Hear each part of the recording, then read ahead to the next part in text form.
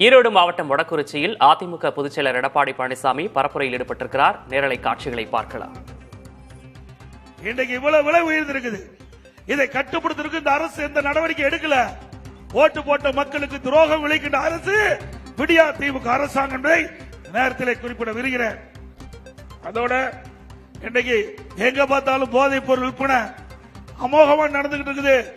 இன்றைக்கு நம்முடைய கிராம பகுதியில் இருந்து நகரம் வரை எந்த பகுதியில் பார்த்தாலும் கஞ்சா விற்பனை அமோகமா நடந்துகிட்டு இருக்குது. கஞ்சா விற்காத இடமே இல்ல. உண்மைதானே? இன்னைக்கு தொலைக்காட்சியிலையும் பத்திரிகையிலையும் பாருங்க, இந்த செய்தி அடிக்கடி வந்துகிட்டு இருக்குது. இன்றைக்கு தமிழகத்தில் பல்வேறு இடங்களில் தினந்தோறும் போதைப் பொருள் கண்டுபிடிக்கப்பட்டு நடவடிக்கை எடுக்கப்பட்டதாக அன்றாட செய்தி, தொலைக்காட்சி செய்தி, பத்திரிகை செய்தி. திராவிட முன்னேற்ற கழகம் ஆட்சி பொறுப்பேற்று ஒரே ஆண்டுதான்.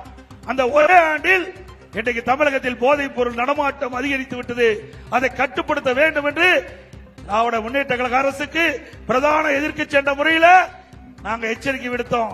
ஆனா இந்த அரசு அதுக்குரிய நடவடிக்கை எடுக்கல. அதனால இந்த 4 ஆண்டுகளில் போதைப் பொருள் விற்பனை அதிகமாகி இன்றைக்கு மூளை முடுக்கு அனைத்து பகுதியிலும் இன்றைக்கு போதைப் பொருள் விற்பனை தங்கு தடையில்லாம விற்கப்படுகிறது.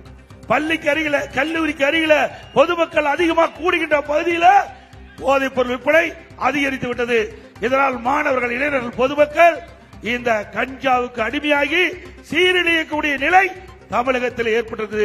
இதுக்கு காரணம் திரு ஸ்டாலின் அரசாங்கம் தான் பொறுப்பேற்க வேண்டும். ஏனென்றால் நம்முடைய குழந்தைகள் நம் கண் முன்னே சீரழியக்கூடிய நிலை இந்த ஆட்சியிலே தான் பார்க்கப்படுகிறது. ஆனால் இன்றைக்கு நாங்கள் சொல்லுவதெல்லாம், நாங்கள் சொன்ன போதெல்லாம் திரு ஸ்டாலின் அவர்கள் அதை கண்டுகொள்ளவில்லை. இன்றைய தினம் இன்றைக்கு தொலைக்காட்சியின் வாயிலாக கோரிக்கை வைக்கின்றார். இளைஞர்களே, போதையின் பாதையில் செல்லாதீர்கள் என்று முதலமைச்சர் தொலைக்காட்சியின் வாயிலாக இன்றைக்கு கோரிக்கை வைக்கின்றார். இதே செய்தியை அனைத்து இந்திய அண்ணா திராவிட முன்னேற்ற கழகம் பிரதான எதிர்க்கட்சி சட்டமன்றத்திலும் தெரிவித்தோம், அறிக்கையின் வாயிலாக வெளியிட்டோம், தொலைக்காட்சியின் வாயிலாக பேட்டி கொடுத்தோம். அப்பொழுதே இந்த முதலமைச்சர் உரிய நடவடிக்கை எடுக்கப்பட்டிருந்தால் நம்முடைய குழந்தை செல்வங்களை காப்பாற்றிருக்கலாம்.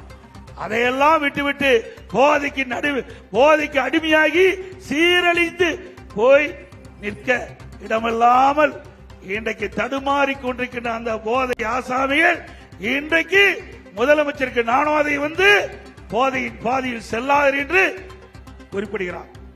ஒரு திறமையற்ற முதலமைச்சர், ஒரு பொம்மை முதலமைச்சர், என்ன செய்வது என்று அறியாமல் நாட்டை ஆண்டு கொண்டிருக்கின்ற முதலமைச்சர் ஸ்டாலின் அவர்கள் என்பதை நேரத்தில் எண்ணி பார்க்க வேண்டும்.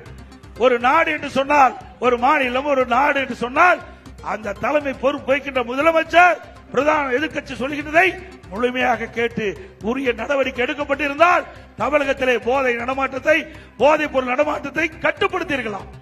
அப்பொழுதெல்லாம் அதற்கு உண்டான நடவடிக்கை எடுக்காத காரணத்தினால் இன்றைக்கு தமிழகம் இந்தியாவிலேயே போதைப் பொருள் விற்பனை நடைபெறுகின்ற மாநிலமாக உருவாகிவிட்டது என்பதை நேரத்தில் எண்ணி பார்க்க வேண்டும். அதோடு உங்களுக்கு எல்லாமே தெரியும், எல்லா துறையிலும் ஊழல் இல்லாத துறையே இல்லை. ஏற்கனவே திராவிட முன்னேற்ற கழகம் என்றால் ஊழல் என்றால் திராவிட முன்னேற்ற கழகம். திரு கருணாநிதி இருக்கும் போது அரிசி பேர ஊழல், கோதுமை பேர ஊழல், வீரான ஊழல் என்று ஊழலுக்கு சொந்தம் ஏற்படுகின்ற ஒரே கட்சி திமுக கட்சி. ஈரோடு மாவட்டம் மொடக்குறிச்சியில் அதிமுக பொதுச்செயலர் எடப்பாடி பழனிசாமி பரப்புரையில் ஈடுபட்ட அந்த காட்சிகளை பார்த்தோம். அதில் மொடக்குறிச்சியில் எந்த அரசின் செயல் திட்டமும் செயல்படுத்தப்படவில்லை என்று அவர் தெரிவித்திருக்கிறார். அவர் பேசிய முழு விவரங்களையும் பின்னர் வரக்கூடிய செய்திகளை நாம் விரிவாக பார்க்கலாம்.